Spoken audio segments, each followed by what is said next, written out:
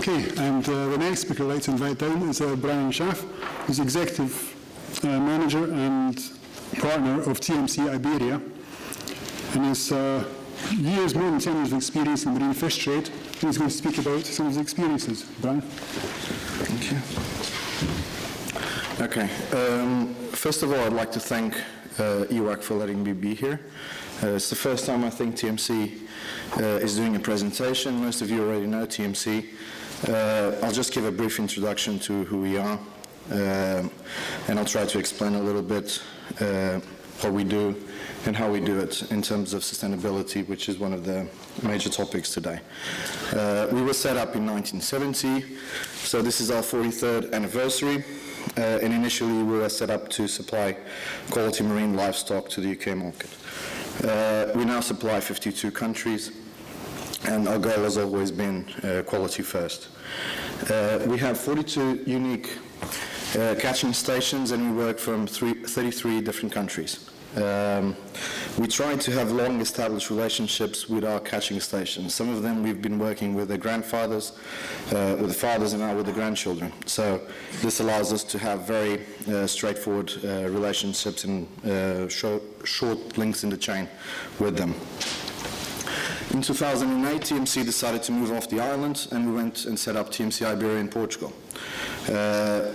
In terms of non-business related, we also participate in several projects, such as Cyanide-Free Project, which was a little bit discussed this morning, Project Seahorse, project of Lasmata debilius, the breeding of Orella rita. We work in the effects of climate change in shark egg with the University in Lisbon. It's really several projects. Some of them is just small participations, some of them is actual participations in funds. Some interesting facts about our market, because we've been discussing a little bit the impact public aquariums might have as a sustainable market, but the majority of the market is the pet trade.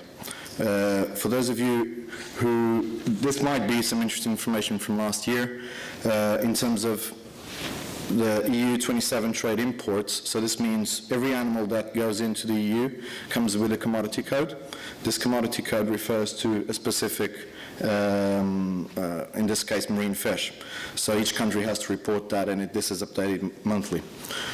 So this is a split by country, and TMC accounts for approximately 85% of the UK. My presentation here is to try and explain a little bit how we do this. For you to put things into perspective, we move around 1,000 to 1,200 boxes a week of fish.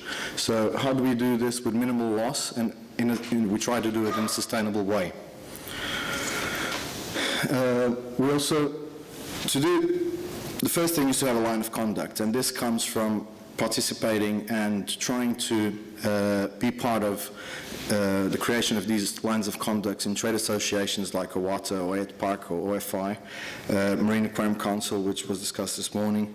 We also support information with government CITES, try to work together with public aquariums and continue working so, and actively work towards awareness in a sustainable market. Why is this so important? Because for us, and I've done this presentation, I've shown this slide in several places in the world, and this is a horrible image, and this is pretty much what some part of the public opinion thinks about the pet trade, and to some extent to public aquariums. This happened in Hawaii in 2010. Some of you might know the story. Basically, someone found in a bin all these dead fish, and they laid them on the floor in the main promenade in Hawaii. This was a big issue. I mean, they're now thinking of, and the problem with public opinion, if it's not directed correctly, and this is where I urge public aquariums to try and work a little bit towards this, is that some numbers start coming out which are just unrealistic. I mean, I saw stories coming out in some newspapers where the trade consumes 10 million yellow tangs a year. I mean, there's not enough planes in Hawaii to move that amount of fish out of Hawaii in a year. So I'm not saying it isn't bad, it is awful that there are some practices that should be condemned and they shouldn't be happening. But the other side is that we all love fish, and we are in this business because we love fish and we like to give that opportunity to others as well. This is another article that came out earlier this year in May. The UK, this happened in the UK. It was the first arrest of someone smuggling illegal corals in the EU, to my knowledge at least.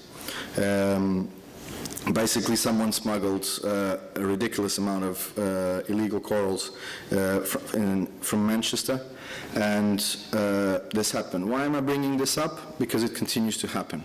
It almost seems like nothing happened. My view here and my urge here is that you take some interest in this. This is happening. It's pretty much putting a bad name into our market and into our passion about this, pretty much because CITES authorities, they don't know how to identify corals. They don't know, even if someone inspects in the airport in Italy or Portugal or Spain or wherever it is, they go to the airport and they say, they show them a blastomusa, and if the exporter says that's a zoanthus, he's going to accept it because he doesn't have any knowledge about it. So this is important to some extent, that public aquariums do raise, because they are a non-interested party, they can raise some education courses or some participation with the CITES authorities to try and control this. Otherwise, this will be the possible future of our hobby and expansion. All respect to people doing this in their own aquariums, but I do like having invertebrates in my tanks, and it is important to have this as a future. In terms of the environmental impact of our hobby, I get asked a lot by shops and also by hobbyists, what impact does my aquarium have in the ocean? So we try and do a small presentation in which we try and put things into perspective. That little dot up there, that's 100, does this work? Okay, that's 100 tons a year of wet weight and that represents the ornamental marine fish imported each year globally. This slide actually has a copyright by EUAC. So this is bait fish. So bait fish represent about 5,000 tons, and this is from Pacific Island Group, fisheries group. Then there's 27 million tons as bycatch, which is discarded by the site each year of wet weight fish. Food fish caught annually. This is 100 billion tons, or 100 trillion if you're American. It is interesting to see things this way because it's a matter of perspective. Bait fish, for us, would supply us for 2 generations. Bycatch would supply the whole market for 270,000 years. I mean, that's 10,000 or 11,000 generations of aquariums for the whole pet trade market. Food fish market would supply us for 1 million years of supply. I mean, I heard this discussion about live rock a few years ago, that the States was discussing about stopping and banning live rock, and at the same time they were redoing Malé Airport in the Maldives, and that pretty much used the amount that we would use for 100 years of live rock in one build. So it's always a matter of perspective and what good things we do with it. The other part is, which is also interesting for us as wholesalers to try and explain to public aquariums, is size of animals we get. Most of the food fish market takes mature adult fish. Most of you know this pyramid. It basically represents that one fish comes from X amount of juveniles and X amount of fry. We usually stay on the line here. So pretty much considered one more predator in the chain. While mature adult fish, well, if you take the harm of taking one animal, which is a mature adult fish, is a lot bigger.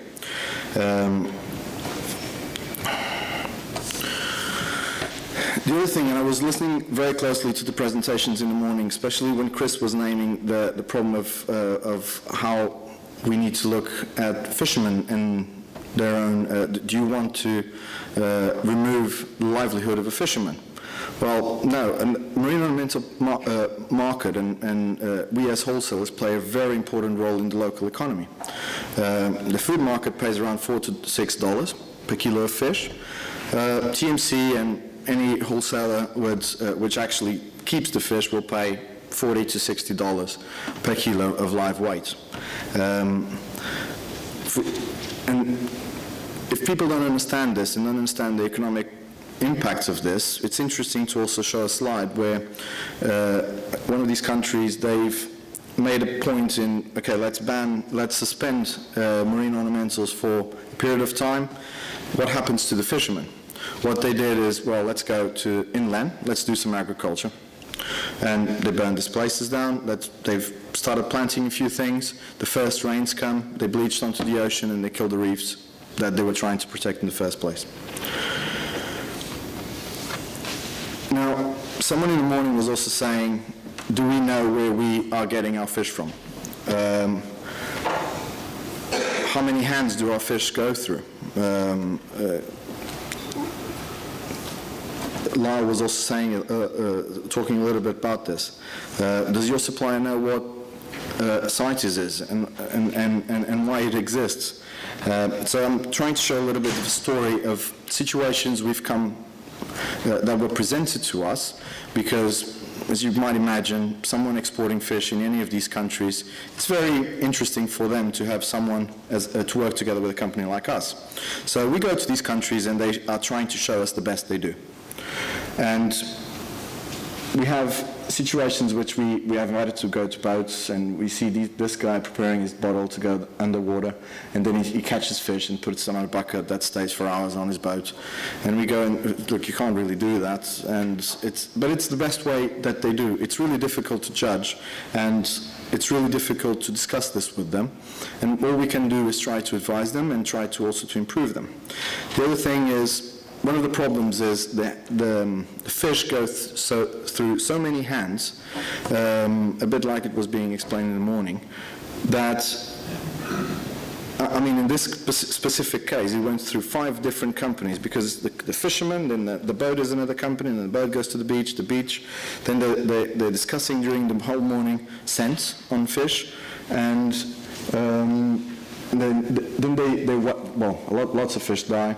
They go in and discussing and haggling about prices, and in the meantime the fish are still there and they need to go to an aquarium, but they don't. This is another area in which obviously it's a shorter chain, but then the conditions of transport of these fish inside trucks, the fish are being touched by children, and there's no real care and no real husbandry information there, or training there to these people. This is a unique situation that happens in some countries, which I found very interesting when it was explained to me when I joined TMC. And I'd never really thought about it, but plastic is a scarce resource in some of these countries.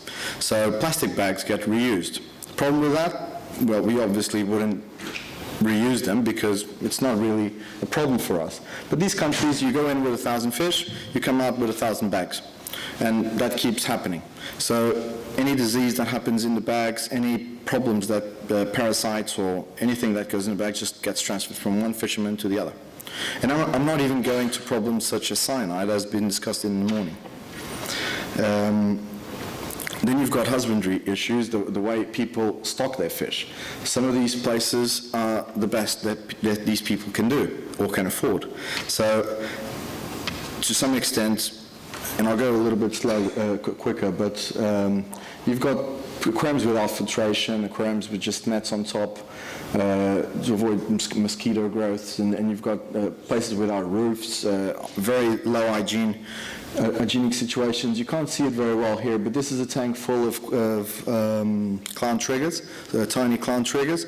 So basically at the end of 2 days, there's only going to be 1 fish in there. So there's lots of training needed for these people. Now what we do is we try and go to the suppliers. We're constantly visiting suppliers and going throughout different areas in the world, and we also have people that actually live in these areas and work for us and other companies, and we share supply, in which we try and teach them how to do things and control things. This was a supplier that came to us and said, look, I haven't got the most beautiful facility, as you can see, but I really want to work with you. What can we do together? So, we have this building, so we said, okay, the first thing, everything gets removed, so we'll redo everything. This was done, in this specific case, it was done at no expense to the person. He just paid us in fish in the end, but we just redo everything. We put a proper filtration system in there, we put new aquariums, we'll work with you in terms of hygiene protocols, and in the end, there is always a happy supplier, and he'll be very grateful for us for the rest of his life. This is Kish, is one of our professional buyers, so to speak. He just goes around across the world, and he basically selects our animals. So each animal has its individual compartment. We worked with the best that we could in these places, and we try and give the best conditions possible. We work with several approved supply lines. Some of them are people that you already know, some of them are people you don't know, but we try and offer the biggest variety possible. I'm just showing some pictures of, so you can compare what actually happens there in the beginning. So this is the Maldives. Then all this work really happens in the origin and don't mean anything if we don't do anything in our place. So we have an acclimation. Some people come to me and say, oh, you've got a very big secret of what happens behind the scenes. Well, no, I'll show you some pictures and I'll show you the videos of it. So this is our acclimation room in quarantine areas. Good filtration is very important. And when you buy something, to understand what you're buying, and I was also listening this morning, it was very interesting that you were asking about, we need to know where the animals are coming from. Please do ask.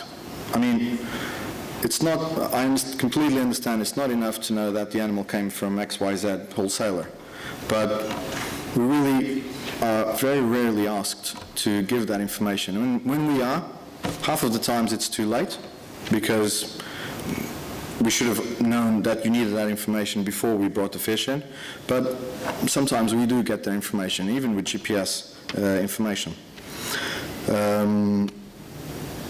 Being able to hand select is very important. So, as a conclusion, I believe, and this is a personal opinion, sorry, just light went out in Lisbon. Public aquariums play a central role in public awareness. The industry as a whole will benefit a lot with more active discussions with public aquariums. The governments take you guys seriously. You're not a non-interested party. If you start giving courses to scientist people, if you start making some pressure that you also don't want these things to happen, I mean, London Zoo Aquarium got the most of that seizure that happened in Manchester at the beginning of the year, and I know I was talking yesterday that the deep also got some of those corals. Why not use those corals to educate the rest of Europe and try and see if we can make something good out of it? Make an educated buy, understand the market, understand quality, and what it does mean to you. Hygiene is very important. You understand the chain of supply and the chain of fish supply that you are getting. Things can be they can be quite complex. I completely understand what Chris was trying to say in the morning in terms of that you can't just take livelihood from some of these fishermen. You need to educate them from the start. There's a very big work some companies have been doing for years and years at the origin. So thank you for your time, and I hope this was good. Thank you very much.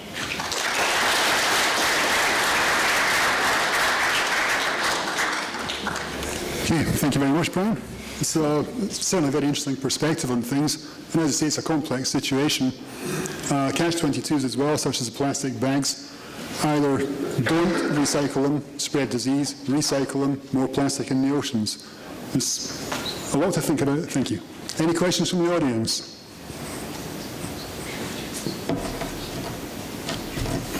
Nope.